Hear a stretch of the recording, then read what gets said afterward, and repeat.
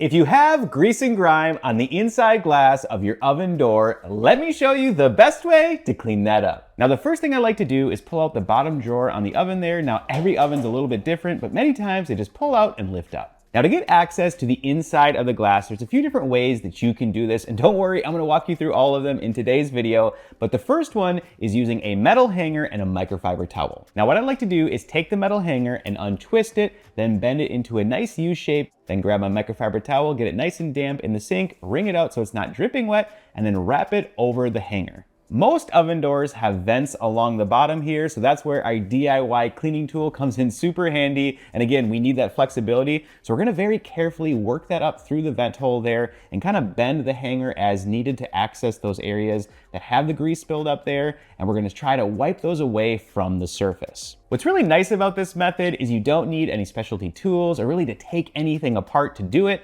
Again, all you need is a simple hanger and a microfiber towel, which most people have around their house. Now, I will say, just be careful not to push the microfiber towel too far up because you don't want it to get stuck. This method only works best if you have maybe 1 or 2 streaks you're trying to remove. If you do have quite a bit of buildup in there, this is gonna be more challenging to get to everything, so you're gonna need to level up your clean. Before we move on to those next few steps, I do wanna mention, use some caution here. We're gonna be taking some things apart, and anytime we do that, we run the risk of causing damage or breaking something, or even voiding the warranty on our oven. So do this at your own risk, and if you're not comfortable, that's okay. Just try the first method or call a professional. Now, what we're gonna do for the second method to clean inside is first grab some tape. Now, I like to use either gaff tape or even you can just use some painter's tape. You want a type of tape that's not gonna leave any residue behind and make a bigger mess that you'll have to clean up. So we're just gonna take a quick little piece here, and then what we're gonna do is place it a little bit on the inside and the outside. That way this holds this in place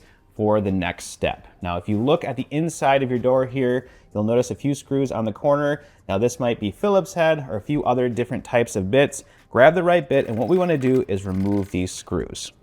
Now, once you get all the screws out, I'm gonna show you why it's so important to put the tape on here and why you don't want to skip this step. Is you'll start to notice here the door loosens up here quite a bit. Now, one thing to keep in mind is some doors, actually the handle right here is connected to those screws you took out, so that can sometimes pop out as well. Don't worry about that, just take it off and set it to the side.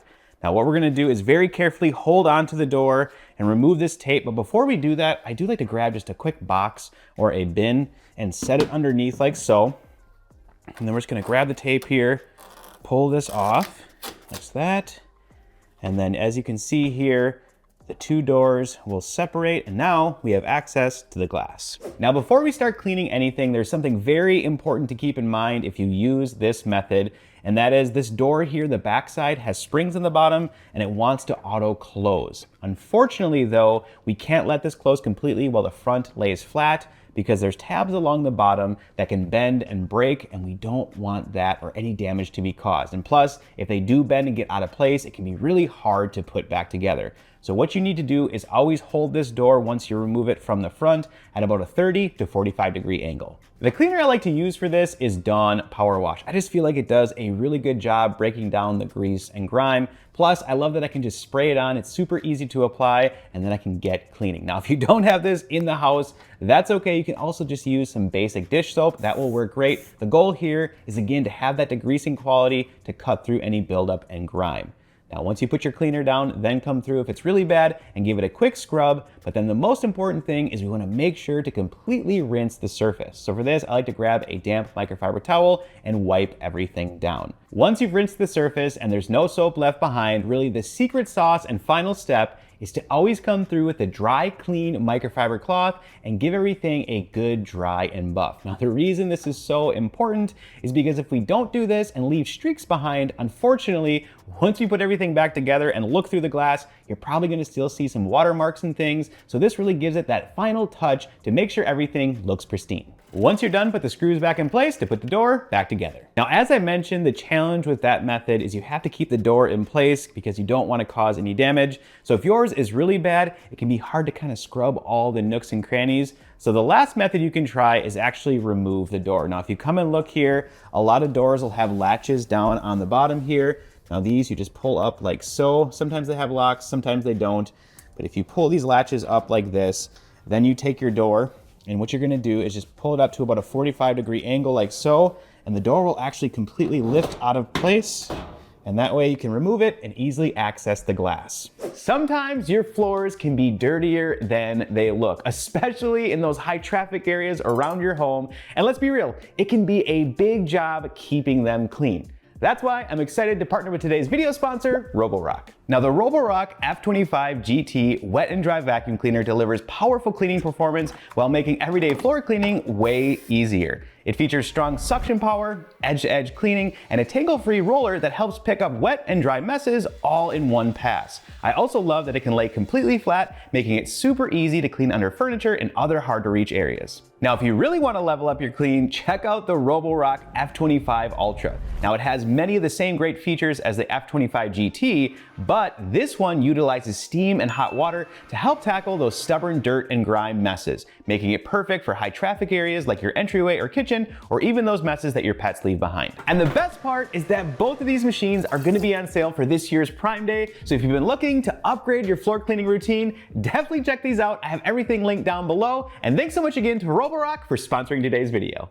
To get access to the inside of the door, there are a few screws we need to remove. First are those two that we removed for the last method in the top corner there. But then along the bottom here as well, you'll notice that there's 3 screws. We want to also take those out, and then the door will completely separate and lift apart. Then just use that same cleaning process with a little bit of Dawn Power Wash or degreaser, give it a quick scrub, rinse, and make sure to dry it with a clean microfiber cloth. And by the way, if you need some new microfiber towels, definitely check out my favorite Clean That Up ones, linked down below. Now, one thing you might notice on your door, if you come in close here, there's actually 2 panes of glass here on the door that faces the inside of the oven. And obviously this is to insulate things and keep the heat inside. However, if you have grime in between those 2 panes of glass, it is really hard to get to. You have to take the entire door apart, a ton of brackets off and things. And personally, I don't recommend doing this yourself. If you have grease and grime in there, call a professional. Once you're done cleaning, put the screws back in place so that way you attach the 2 pieces of the door.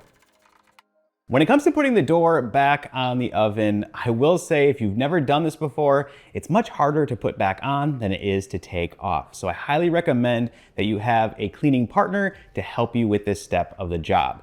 Now what you want to do is put it at about a 45-degree angle, and you want to make sure to hook the brackets on the inside there. Once they're in place, you'll kind of be able to feel it, and then push the door down and latch the locks. Now, if you need any other helpful tips to get the inside of your oven sparkling clean, I have a full step-by-step video walking you through the process, linked down below. Definitely check that out. And there you have it. Now you know the best way to clean the inside glass on your oven door. Thanks so much for watching as always, and if you're new here, consider subscribing and smash that like button. I also need to give a huge shout out to all the Clean Squad members over on Patreon and here on YouTube memberships. Thank you so much for your continued support of the channel. Now, if you want to join the Clean Squad and get your name credited down below, all you gotta do is check the link in the description for Patreon or click the join button here on YouTube memberships. And as I always say, I'll see ya on the next clean.